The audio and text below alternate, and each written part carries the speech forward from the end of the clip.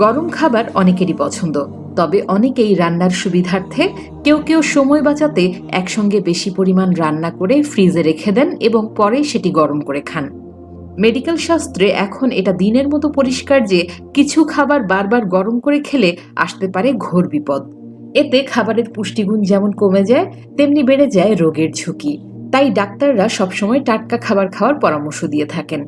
যদিও কিছু খাবার গরম করে খেলে তেমন ক্ষতি হয় না বললেই চলে, কিন্তু কিছু খাবার গরম করে খেলে তা দেহের উপর বিষক্রিয়া ঘটাতে পারে। তবে একান্তই যদি দরকার পড়ে তাহলে সর্বোচ্চ একবার গরম করে খেতে পারেন। এর বেশি গরম করলে রোগ প্রতিরোধ ক্ষমতার উপর ক্ষতিকর প্রভাব ফেলে। তাই আজকের ভিডিওতে আপনি জানতে পারবেন কোন কোন খাবার ফ্রিজে রেখে গরম করে খাওয়া একেবারেই উচিত নয়। তো স্বাগতম আপনাকে আজকের নতুন এপিসোডে।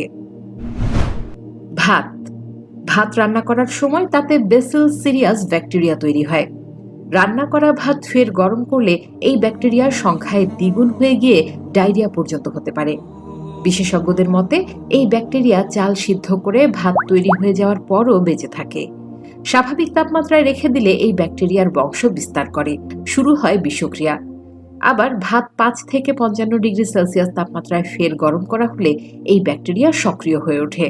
তাই ভাত বারবার গরম করে খাওয়া একেবারে উচিত না। মুরগির মাংস অনেকেই সময় বাঁচানোর জন্য একবারে অনেক মুরগির মাংস রান্না করে রেখে দেন, কিন্তু মুরগির মাংস বারবার গরম করে খাওয়া উচিত নয়, কারণ মুরগির মাংসে প্রচুর পরিমাণে প্রোটিন থাকে। রান্নার পরে ফের তা গরম করলে প্রোটিনের কম্পোজিশন বদলে গিয়ে তা থেকে বদহজম হতে পারে। চা এটা আমাদের অনেকেরই জানা যে একবার চা বানানোর পর তা ঠান্ডা হয়ে গেলে পুনরায় গরম করা উচিত নয়, কারণ চায়ের মধ্যে ট্যানিক অ্যাসিড থাকে। তৈরি করা চা ফের গরম করে পান করলে লিভারের ক্ষতি হতে পারে। আলুর তরকারি পুষ্টিগুণে ভরপুর এই খাদ্যটি যদি বারে বারে গরম করে খাওয়া হয় তাহলে এতে উপস্থিত শরীরের উপকারী উপাদানগুলোর কর্মক্ষমতা কমে যেতে শুরু করে। ফলে এমন খাবার খেলে শরীরের কোনো উপকারেই লাগে না।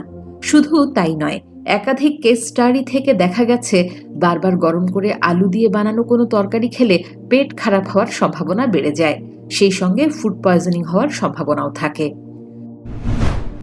পালং শাক একাধিক গবেষণায় প্রমাণিত হয়েছে যে পালং শাককে গরম করে খেলে শরীরে কার্সিনোজেনিক এলিমেন্ট বা ক্যান্সার সৃষ্টিকারী উপাদানের পরিমাণ বেড়ে যায়।